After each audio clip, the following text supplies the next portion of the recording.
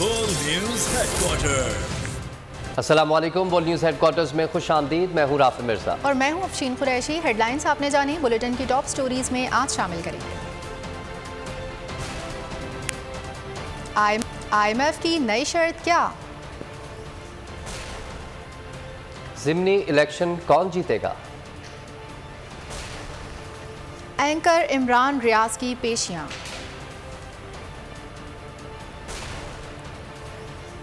बलूचिस्तान बन गया तबाही की दास्तान। मवेशी मंडी पानी पानी।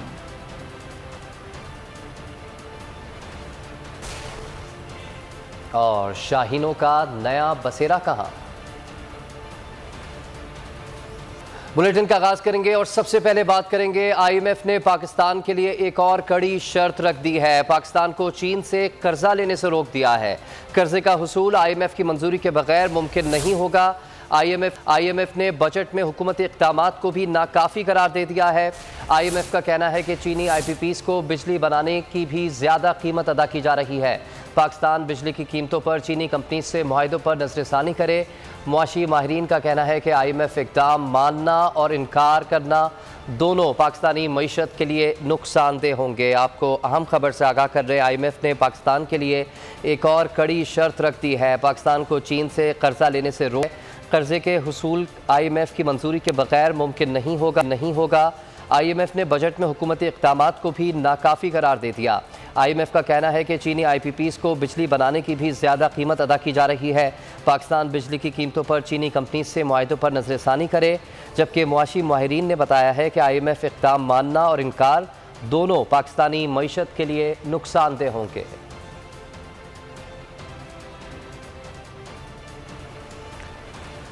इमरान रियाज खान की गिरफ्तारी के खिलाफ मुल्क भर में मुजाहरे हुए हैं। तहरीक इंसाफ के कारकुन, रहनुमा और सहाफ़ी सड़कों पर आ गए, जिन्होंने मुतालबा किया कि हुकूमत ओछे हथकंडे ना अपनाए। इमरान रियाज को रिहा करो, आज़ादी सहाफत पर हमले बंद करो। जबाबंदी की कोशिशों पर तहरीक इंसाफ सड़कों पर निकल आई।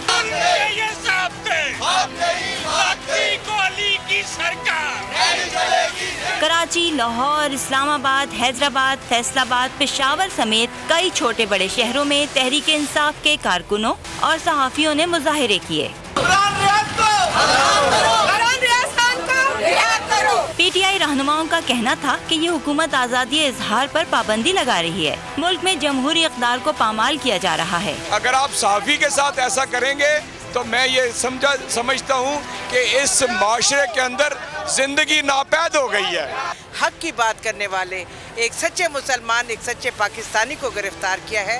पंजाब पुलिस को थोड़ा सा, मेरे ख्याल से ये रियासत गर्दी जो है, इसको हम नामंजूर करते हैं कि ये आज़ादी सहाफ़त राय का ये जो मुंह बंद करने जा रहे हैं, ये 10 इमरान रियाज पैदा होंगे। PTI कारकुनों ने भी हुकूमत को शदीद तनकीद का निशाना बनाया। एक सहाफ़ी के साथ ये करना, एक ऐसे बंदे के साथ जिसको पूरा पाकिस्तान जाता है, अगर उसके साथ ऐसी ज्यादती होगी तो आप सोचें कि ऐसी चोर हुकूमत हमारी आवाम के साथ क्या कर रही होगी। इन चोरों को, इन डाकुओं को हम पर मुसल्लत किया गया है और पाकिस्तान की आवाम पिस रही है कि जैसे ही इनकी हुकूमत आई, इम्पोर्टेड हुकूमत, तो इन लोगों ने हर जगह, हर पुलिस महकमे में अपने अपने आदमी तैनात किए, सिर्फ इसलिए किए ताकि गुंडागर्दी करें। ये जो इमरान रियाज को गिरफ्तार किया गया है, ये सहाफत पे एक बहुत बड़ा डाका है, यानी सहाफ़ी खुल के ना बोलें। सहाफ़ी इमरान रियाज को अटक में पंजाब पुलिस ने गिरफ्तार किया। ख्वाजा आसिफ ने असेंबली में फौज को निशाना बनाया। आसिफ अली जरदारी और परवेज रशीद भी फौज के खिलाफ बयानात देते हैं, उन्हें गिरफ्तार क्यों नहीं किया जाता? PTI रहनुमा सदुमन ने सवाल उठा दिया।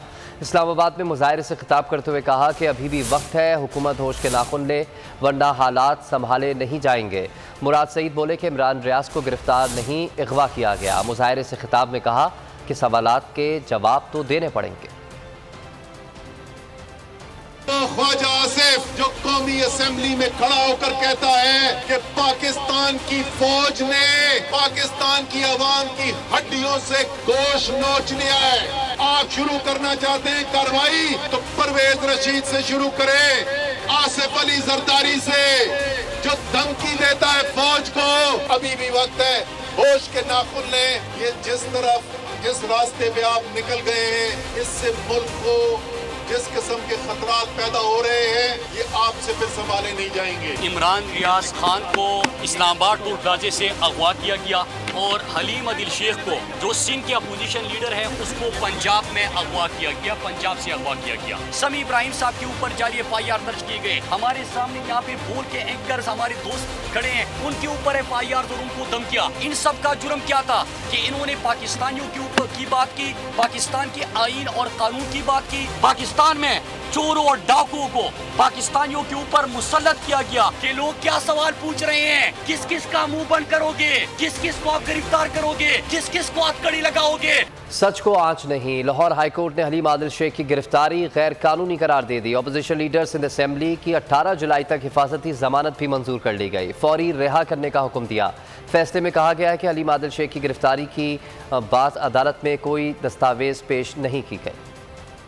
हलीम आदिल शेख रिहा, गिरफ्तारी गैर कानूनी करार। लाहौर हाईकोर्ट ने 18 जुलाई तक हिफाजती जमानत मंजूर कर ली। लाहौर हाईकोर्ट के फैसले में कहा गया कि हलीम आदिल शेख की गिरफ्तारी की बाबत अदालत में कोई दस्तावेज पेश नहीं की गयी। ये गिरफ्तारी गैर कानूनी है। अदालत हलीम आदिल शेख को फौरी तौर पर रिहा करने का हुक्म सुनाती है। जस्टिस अली बाकर नजफी ने हलीम आदिल शेख की रिहाई का हुक्म जारी किया। PTI का हलीम आदिल शेख की गिरफ्तारी के खिलाफ कराची प्रेस क्लब के सामने एहतजाज। खुर्रमशेर जमान समेत दीगर ने ओपोजिशन लीडर सिंध असेंबली की लाहौर से गिरफ्तारी की मजम्मत की।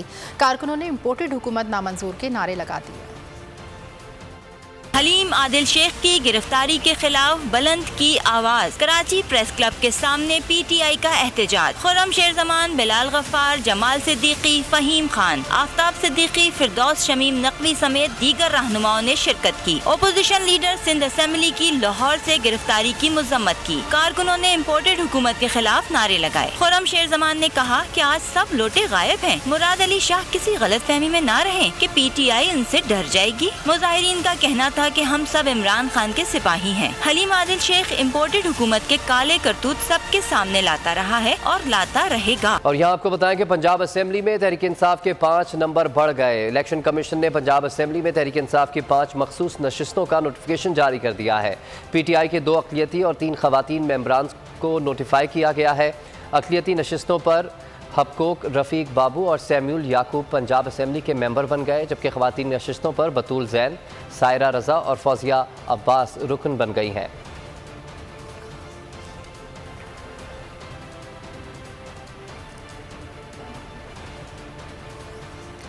फारूक हबीब का अपोजिशन को चैलेंज। कहते हैं लाहौर इमरान खान का घर है, यहाँ नून लीग का कोई वोट नहीं निकलेगा। ये इलेक्शन नहीं, हक और बातिल का मार्का है। फारूक हबीब ने कहा कि आसिफ अली जरदारी ने बड़ी मेहनत से भुट्टो की पार्टी का कलाकमा कर दिया है। शहबाज शरीफ को जहाँ बूट नजर आए वो पॉलिश शुरू कर देते हैं।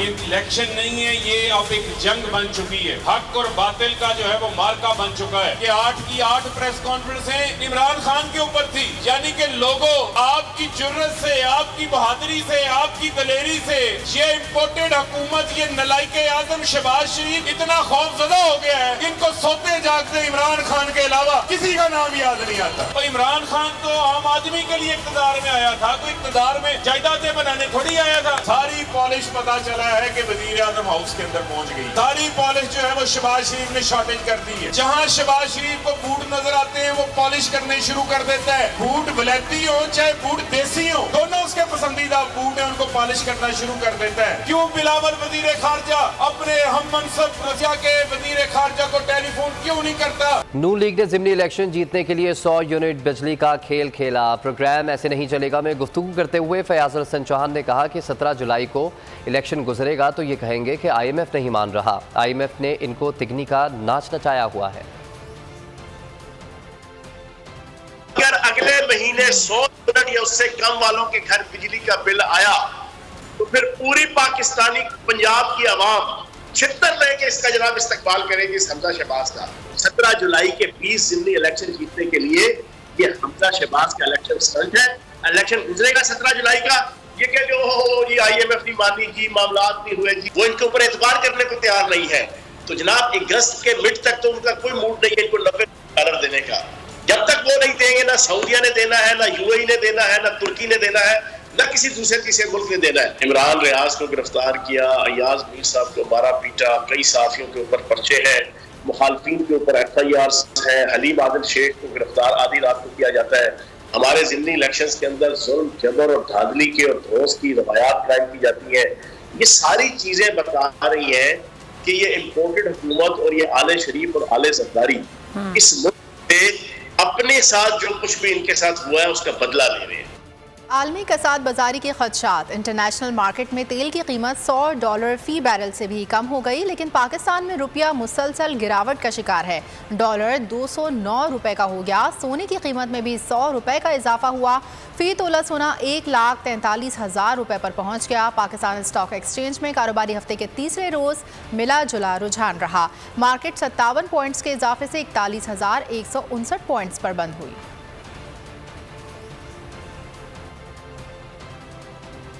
मरियम नवाज का वादा पूरा करने का वक्त आ गया। आलमी मंडी में तेल की कीमतें कम हो गई। मरियम नवाज ने 3 जुलाई को वादा किया था कि आलमी मंडी में तेल सस्ता होगा तो पाकिस्तान में भी तेल सस्ता कर देंगे।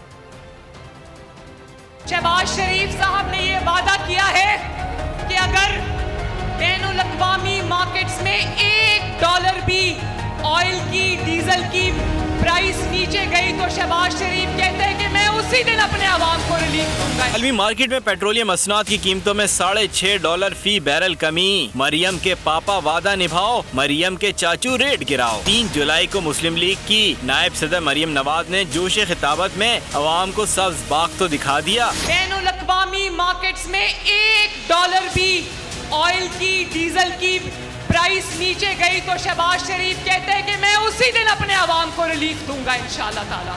आज आलमी मार्केट में 1 नहीं 2 नहीं $6.5 से जायद फी बैरल कमी हो गई। अब वादा वफा करने का वक्त आ गया। शहबाज शरीफ कहते हैं कि मैं उसी दिन अपने आवाम को रिलीफ दूंगा इंशाअल्लाह ताला। अब अवाम मुंतजिर हैं कि मरियम नवाज ने जो सब्ज बाग दिखाया था उसका फल अवाम को कब मिलेगा। सिंध में सेनेट की टेक्नोक्रेट की नशिस्त पर ज़िमनी इंतखाब। पीपल्स पार्टी के खालिदा सिकंदर मेंदरू ने नशिस्त अपने नाम कर ली। सूबाई इलेक्शन कमिश्नर का कहना था इल्म नहीं कि किस मुनहरिफ रुकन ने वोट कास्ट किया है। मज़ीद तफसीलात सलाहुद्दीन अली की इस रिपोर्ट में देखिए। सिंध में सेनेट की टेक्नोक्रेट की नशिस्त पर ज़िमनी इंतखाब। पीपल्स पार्टी की खालिदा सिकंदर मेंदरू मुकद्दर की सिकंदर बन गईं। नशिस्त अपने नाम कर ली। खालिदा सिकंदर पीपल्स पार्टी की उम्मीदवार थी। PTI के नूरुल हक कुरैशी भी मैदान में थे। पाकिस्तान तहरीक इंसाफ के अरकान ने वोटिंग के अमल का बाइकआउट किया। MQM पाकिस्तान और दीगर जमातों ने भी हिस्सा नहीं लिया। वज़ीर आला सिंध मुराद अली शाह ने आखिरी वोट कास्ट किया। कोई भी वोट मुस्तरद नहीं हुआ। तमाम 97 वोट डॉक्टर खालिदा को मिले। सूबाई इलेक्शन कमिश्नर एजाज अनवर चौहान का कहना था कि इल्म नहीं कि किसी मुनहरिफ रुकन ने वोट कास्ट किया है। मेरे पास तो ऐसी कोई इंफॉर्मेशन मौजूद नहीं है कि कोई मुनहरिफ रुकन ने कोई वोट दिया हो। हमारे पास जो भी वोटर आए थे, हमारे पास जो वोटर लिस्ट मौजूद थी उसके मुताबिक उन्होंने 97 MPs ने वोट कास्ट किया। नशिस्त डॉक्टर सिकंदर मेंदरू के इंतकाल के बाद खाली हुई थी। और अब बात करेंगे मौसम की तबाहकारियों की। मुल्क के मुख्तलिफ शहरों में मानसून बारिशों ने तबाही मचा दी। बलूचिस्तान में मुख्तलिफ हादसात में 31 अफराद जाँ भाग हो गए। कोयटा को आफत ज़दा करार देकर इमरजेंसी नाफिज कर दी गई है, जबकि गिलगित बल्तिस्तान के ज़िला खज़र में 6 अफराद जाँ भाग, 2 ज़ख्मी हो गए। सरगोदा में दरिया जहलम में 3 बच्चे बह गए। शुमाली वज़ीरिस्तान में तालाब में 3 लड़कियाँ डूब गईं। सिंध के मुख्तलिफ शहरों में भी बारिश के बाद मसाइल के अंबार लग गए।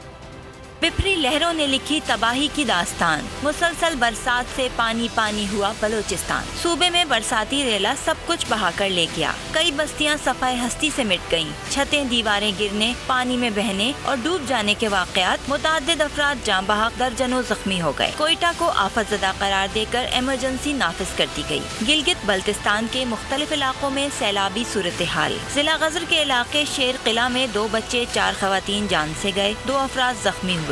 250 घर मुतासिर। खड़ी फसलें और दरख्तों को शदीद नुकसान पहुंचा।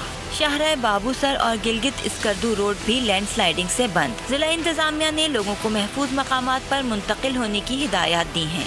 सरगोदा में दरिया जेहलुम में भीरा पतन पर 3 बच्चे डूबकर जाँ बहक। शुमाली वजीरिस्तान में पानी के तालाब में 3 लड़कियां डूब गईं। लाशें निकाल ली गईं। सिंध के मुख्तलिफ शहरों में बारिश के बाद मसाइल के अंबार लग गए। नशेबी इलाके ज़ेरे आब आ गए। बिजली की फराहमी भी मुअत्तल हो गई। बारिश से झम्पीर और मीटिंग सबसे ज्यादा मुतासिर। कराची में इंतजामिया की नाअहली ने एक बार फिर रहमत को जहमत बना दिया। करंट लगने और छतें गिरने से 3 बच्चों समेत 5 अफराद जाँ बहक हो गए। शहर की मुख्तलिफ शाहराहों और गलियों पर ताहाल बारिश का पानी जमा। शहरियों के लिए मिनटों का सफ़र घंटों में बदल गया। महकमा मौसमियात के मुताबिक शहर में अब भी मानसून का ताकतवर सिस्टम मौजूद है। मज़ीद 40 से 50 मिलीमीटर बारिश हो सकती है। कराची में बारिश का पहला स्पेल, शहर भर मफलूज, मसाइल का सैलाब उमड़ आया। बारिशों के दौरान करंट लगने और छतें गिरने के वाक़यात। आजम बस्ती में 35 साला इमरान जान से गया। कस्बा कॉलोनी में करंट लगने से एक शख्स जान की बाजी हार गया। नॉर्थ कराची में मकान की छत गिरने से एक बच्चा जान बहक हो गया। खातून जख्मी हो गयी। शहर की मुख्तलिफ शाहराहों और गलियों पर ताहाल बारिश का पानी जमा। जहांगीर आबाद में औरंगी नाला उबल पड़ा। गंदा पानी इलाके में दाखिल हो गया। कहीं गाड़ियां डूबी हुई हैं, कहीं मोटरसाइकिलें बंद होने से सवारों को मुश्किलात। शहरियों के लिए मिनटों का सफर घंटों में बदल गया। महकमे मौसमियात ने शहर में मजीद बारिश की पेशगोई कर दी। अब भी मानसून का ताकतवर सिस्टम मौजूद है। 40 से 50 मिलीमीटर बारिश हो सकती है। सब्सक्राइब करें और बेल दबाएं ताकि कोई खबर रह न जाए।